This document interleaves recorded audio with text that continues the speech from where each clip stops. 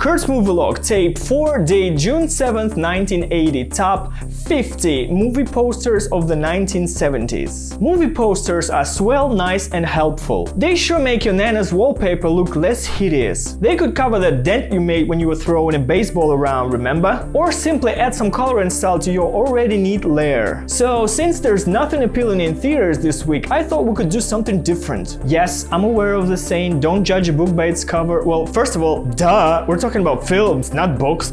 And we're gonna judge the movie posters alone. The films themselves are excluded from the equation. To be honest, I haven't even seen half of the list. Now, 50 is a big number, and you know what's bigger? 1200! That's the buttload of posters I went through to get this list done. But then I realized I need to rank them as well, and the following phone call took place. Ring-a-ling. Hey babe, what's up? Hey hon, I need your help. Sure, give me 20 minutes. And 22 minutes later, the ranking began. The outcome is a result of two opinions combined, mine and Beverly's. Both of us have taken three things into consideration: the concept, the execution, and the use of color. And one last thing before we start. In the end of the tape, I'll throw in some additional information, such as what years have been popping up the most and what genre dominated the list. With that being said, let's go. Number 50 is Le Locataire, or The Tenant, from 1976. It's a French thriller film directed by Roman Polanski. What I like about it is the mystery. Who is this guy? What is he up to? How much he pays for rent? Also like the window frame, its color, and the fallen man in one of the letters. What I don't like is the emptiness around the window. Number 49 is The Brood from 1979. It's a Canadian horror film directed by David Cronenberg. Like this one for the same reason, mystery. Whatever's inside that bubble, it's up to no good, and you can see that there's a lot more of those coming. What I don't like is that there's nothing but mystery. You don't know what the hell to expect from that film. Number 48 is Kramer vs. Kramer from 1979. It's a drama film with Dustin Hoffman and Meryl Streep. What I like about it is the simplicity. A simple shadow from a photograph separates this poster from a bunch of similar ones. Simplicity is also what I don't like, too simple for my taste. Number 47 is Don't Look Now from 1973. It's a British-Italian thriller film with Donald Sutherland. We're taking the photograph concept to the next level. What I like is the illumination, the picture frame, and the fact that it's bleeding sends some chills down your spine. What I don't like is the overpowering brown color. Number 46 is Bad Company from 1972. It's a Western film with Jeff Bridges. I f***ing love Jeff Bridges, pardon my French. It's the last installment in my photograph trilogy. What I like is not only the photograph concept and a 100-year-old feel to it, but also the composition itself. What I don't like, again, brown color. Number 45 is Shivers, also known as The Parasite Murders, also known as They Came From Within from 1975. It's a Canadian horror film directed by David Cronenberg. It also has an alternate poster. I like this one because it gives you Alfred Hitchcock's Psycho vibes. I love female-led posters as much as female-led movies. What I don't like is the technical side of it. Number 44 is Chinatown from 1974. It's a mystery film directed by Roman Polanski. What I like is how the cigarette smoke becomes hair, while hair is also water, and water is the main theme of this film. And I like that the face has no head. What I don't like is that there's not much going on in the yellow part, and the black part is a complete waste. Number 43 is Serpico from 1973. It's a crime film with Al Pacino. I like this one for the masterful transition from black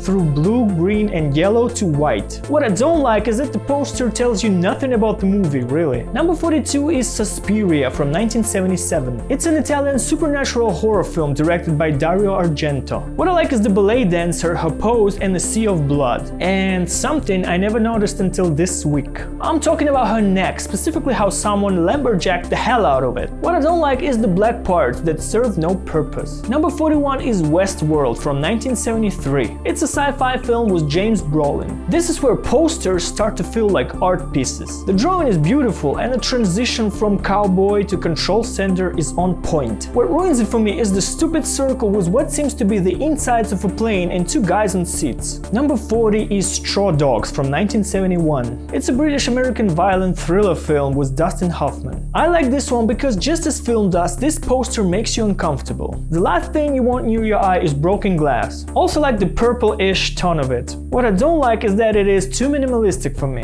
Number 39 is Frogs from 1972. It's a survival film with Sam Elliott. The upsides are about the large amount of greens, which I love, and the overall absurd look of it, which is the downside at the same time. Number 38 is The Omen from 1976. It's a British-American supernatural horror film with Gregory Peck.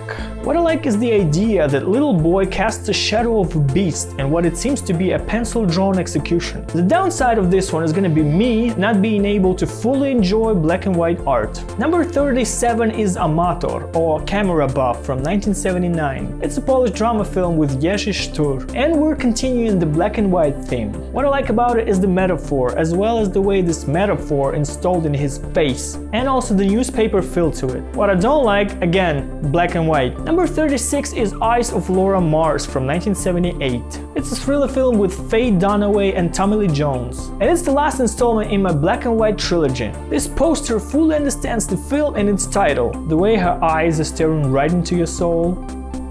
But again, black and white. Number 35 is The Exorcist from 1973. It's a supernatural horror film with Ellen Burstyn and Max von Sydow. Now, this one could have been much higher on this list. The composition is superb. The priest looking at the light from the window, that lantern, that fence, that purple. And all that awesomeness takes only 13% of the entire poster, and those 13% are black and white. Number 34 is Badlands from 1973. It's a crime film directed by Terrence Malick. Another one of those composition-driven posters. A guy with a rifle, a girl, a car, a tree, a sunset, a good, a job. And let me say, those evening colors really work. But half of the poster is just white. I can take 25% but not 50%. Number 33 is The Touch of Satan from 1971. It's a supernatural horror film with Michael Berry. I like the position of hands and how they become flames, but I'm not sure about those faces though. Number 32 is Burned Offerings from 1976. It's a supernatural horror film with Oliver Reed. What I like about it is the mystery, part 3. How old is this house? What's in this room? Who's gonna pay the electricity bill? And how about that Tombstone title?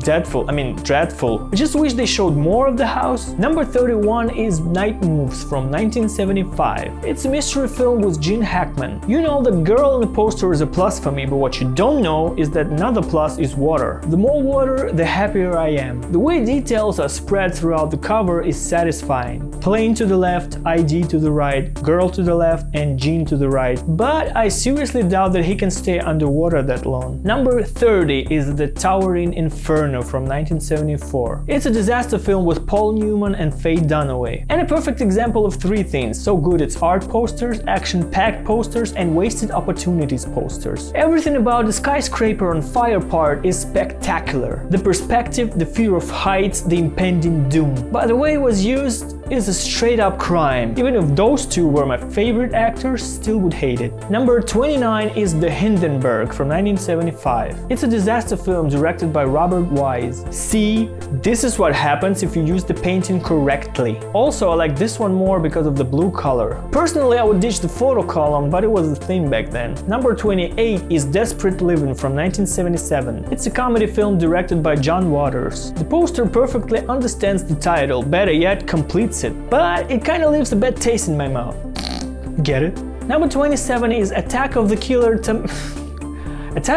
Tomatoes from 1978. It's a comedy film directed by John DeBello. I like this one because it's funny, it's stupid, it's colorful, it's cartoonish, it's all over the place. What sets me off are caricaturistic people. Number 26 is The Girl Who Lives Down the Lane from 1976. It's a Canadian-French thriller film with Jodie Foster and Martin Sheen. What I like about it is the mystery part 4, the final chapter. Who is this girl? Does she know the guy from The Tenant? Is this the same house as in Burned Offerings? Like the contrast of items around her, the teddy bear, the shovel. What I don't like is a bit of a wasted space in the upper left. Halfway there. Number 25 is Beyond the Poseidon Adventure from 1979. It's a disaster film with Michael Caine and Sally Field. And another good example of art posters slash action posters slash misused posters. Remember what I said about water? Exactly, it makes swimming pools more reasonable. Always love the idea of showing what is happening above and below the sea level at the same time. But how many frames do we really need? We have a white frame, a dark blue frame, and another white frame only thinner. there. Number 24 is Fun with Dick and Jane from 1976. It's a comedy film with Jane Fonda. What I like about it is the originality. It's not every day that you see film studios leaving the poster design to 5-year-olds. Also, a smart way of throwing actors' faces there. I'm just missing a tree and some clouds. Number 23 is The Getaway from 1972. It's an action film with Steve McQueen, and even smarter way of putting actors' faces on the poster. 2 pieces of ID, a gun and some bullets. So simple yet so brilliant. I'm liking color and details, but that's just me. Number 22 is I Spit on Your Grave, also known as Day of the Woman from 1978. It's a violent thriller film with Camille Kitten. What I like about it is the mystery part 5, A New Beginning. But only one question this time. What happened? Actually, I'm sold as soon as I see a woman with a knife on the poster. Number 21 is King Kong from 1976. It's a fantasy film with Jeff Bridges, and I like this one for use of height. Now that's a view. Also, the colors and thousands of details. But I'm not 100% sure about Kong's proportions. Number 20 is Murder on the Orient Express from 1974. It's a British mystery film with Albert Finney, Lauren Bacall, Ingrid Bergman, Sean Connery, Anthony Perkins, and Vanessa Redgrave. And it also has an alternate poster. What I like about it is the originality. They did 14 portraits, weaved them around the blade, and if that wasn't enough, they put a train in the handle. What I don't like is the main color, which is yellow. Number 19 is Children Shouldn't Play with Dead Things from 1972. It's a comedy film directed by Bob Clark. This one makes me think about so many things I love: dark humor, Halloween, punk music. By the way, the upper part can pass as a punk record cover. I just don't like how the guy with the balloon stares at me. What a creep. Number 18 is Soylent Green from 1973. It's a sci-fi film with Charlton Heston. This poster is beautiful and terrifying at the same time. Action-packed, extremely detailed, and those trucks. I really like how the bucket with people comes out of the frame. What's not to like? Maybe all-absorbing black frame itself? Number 17 is Squirm from 1976. It's a horror film with Don Scardino. Slicing reality is always fun, whether it's water or soil. Those corpses entangled with worms are disgustingly charming, and for some reason remind me of Italian horror films. Not sure about the skull though. Number 16 is Mad Max from 1979. It's an Australian sci-fi film with Mel Gibson. Mommy, what is badass? This, son. This is badass. This guy means business. This guy you don't want to cross paths with. This guy you want to see in a movie. My nitpick would be beige, yellow, and brown palette of it. Number 15 is The Swarm from 1978. It's a disaster film with Michael Caine. Now this one learned something. No giant faces, no photo columns that go on the actual artwork, no multiple frames, no wasted spaces. But the good stuff is present. The action, the perspective, the doom, the details. The downside for me is the same as last one. Number 14 is The Changeling from 1979. It's a Canadian supernatural horror film with George C. Scott. This is the perfect example of a ghost story film poster. Whoever made it definitely graduated from Puss.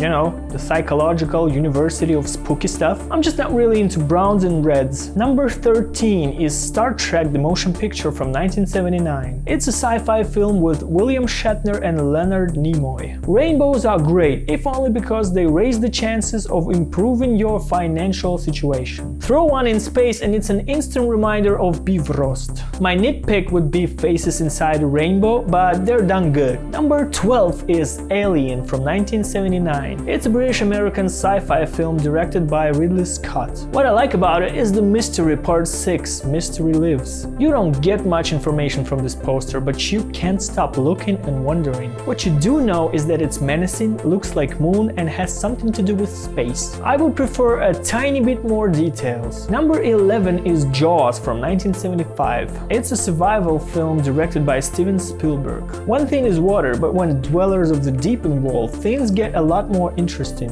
Real life or mythological, they make every cover better. The composition, the simplicity, the colors are gorgeous. But I just can't forgive them the stupid frame that ruins it a little.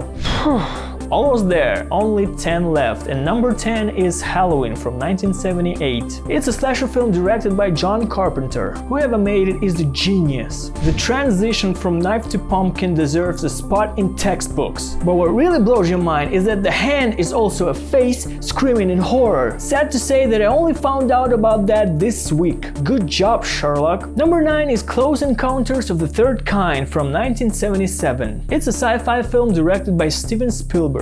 What I like about it is the mystery, part 7, The New Blood. Sometimes you fear the darkness, sometimes you fear the lights. What makes this one great that you're not sure where you want to be. I would probably walk this road to discover the source of the light. Also like it because of the Twilight Zone vibes. Number 8 is Rabid from 1977. It's a Canadian horror film directed by David Cronenberg. Now, this one is really disturbing. A. We have a woman clearly under the weather.